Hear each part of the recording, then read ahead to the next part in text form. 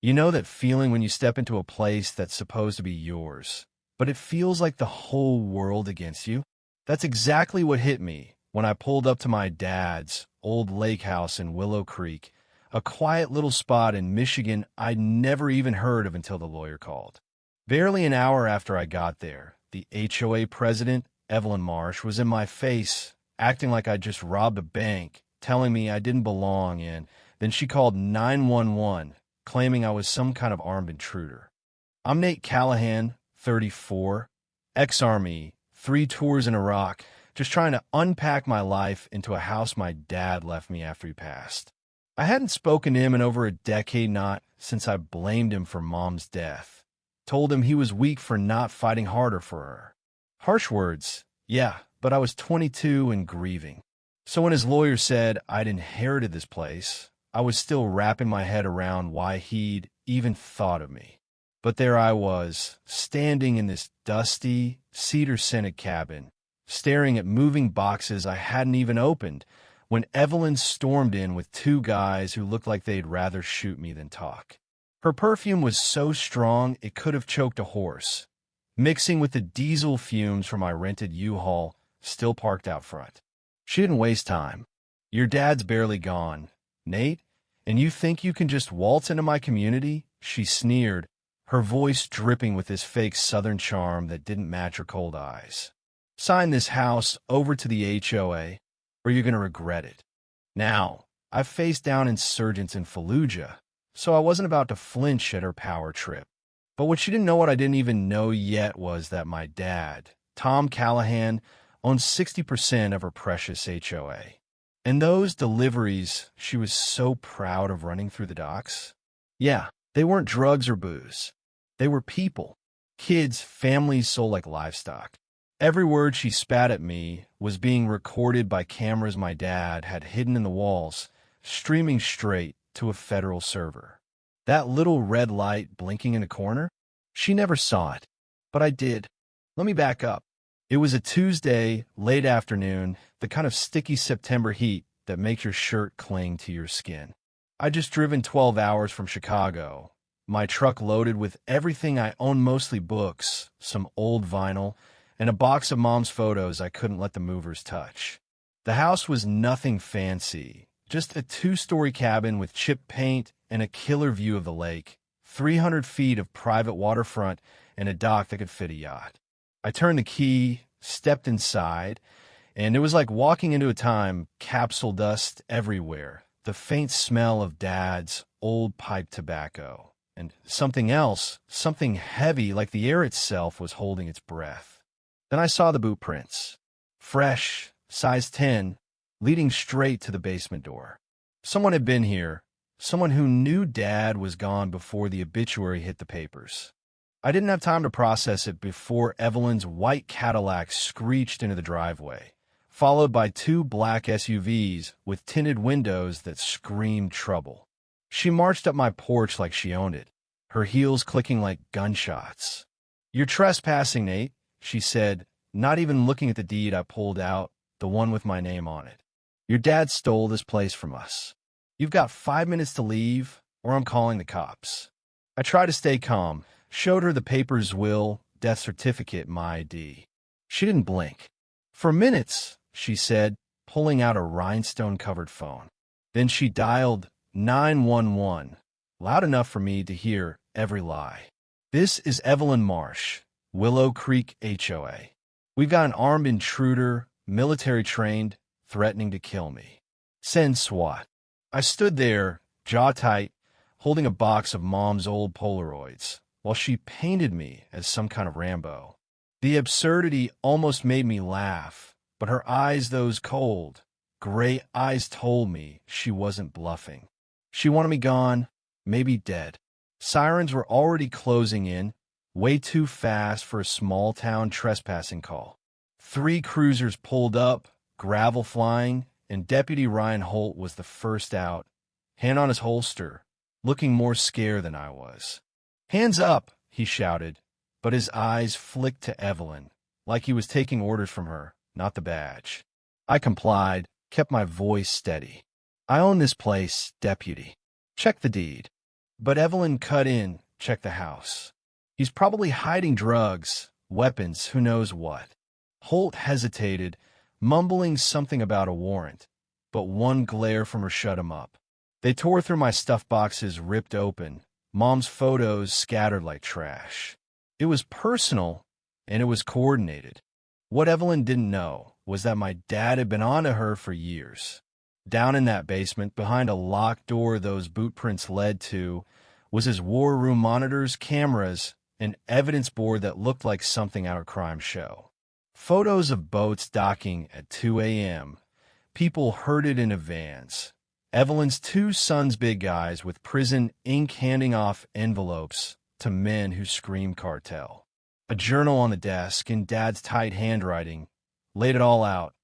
$40,000 a boat, 3 times a week, hundreds of people trafficked through this quiet little lake town. And the kicker? Medical records showing he'd been poisoned arsenic, slipped into his free HOA vitamins by Evelyn herself. He'd known she was killing him, and he kept taking them to protect his cover. I called the one person I trusted, Sarah Vega, my old JAG buddy from the Army, now a civil rights lawyer with a knack for tearing apart corrupt systems. "Nate, what did you do this time?" She laughed when I called from the sheriff's station, where they'd hauled me on trumped-up charges. "Inherited a house. Apparently that's a felony now," I said. She was there in 2 hours, shredding their case like it was made of paper. By dusk, I was back at the house, but it was trash floorboards pried up, furniture flipped like they were hunting for something specific. That's when I found Dad's last video, taped under his desk. He looked like a ghost, skin gray, eyes fierce. "Nate, I failed your mom. Failed you, but I couldn't fail these people," he said, coughing blood. "They're selling kids, son. I bought the HOA to stop them. The evidence is yours now." Semper Fi. I sat there in the dark, tears burning, realizing the man I'd hated was a hero. Things escalated fast. The next night, I met Mrs. Kim, the neighbor whose daughter had been threatened by Evelyn after witnessing a trafficking run. She slipped me a note under a casserole. "Your dad saved my girl. Now I'll save you." She had her own stash of evidence photos, missing person reports the cops ignored, proof Evelyn had half the town in her pocket. Deputy Holt's mom needed chemo. Evelyn paid for it. The fire chief's kid dodged a DUI. Evelyn made it vanish. Everyone owed her something, but the feds were closing in.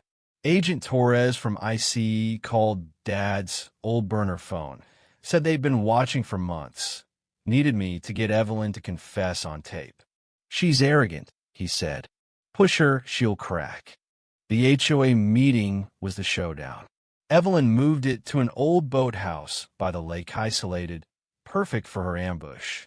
She'd brought muscle, guys with Nevada plates and cartel vibes, thinking she'd scare me into signing over the house. The place was packed, locals looking nervous, her goons glaring from the middle rows. She stood up front, all prim in a black suit, like she was judge and jury. "Nate Callahan's a danger to our community," she started, waving fake psych reports claiming I had PTSD, violent tendencies, the works. I let her talk, then fired back. "Funny you mentioned conspiracies, Evelyn," I said, hooking my phone to a speaker. Her voice boomed out, recorded in my kitchen. "Sign the house over, or you'll end up like your dad dead in the dirt. We've moved 62 boats this year. One more body's nothing." The room went nuts, gasps, shouts, her goons twitching for their guns.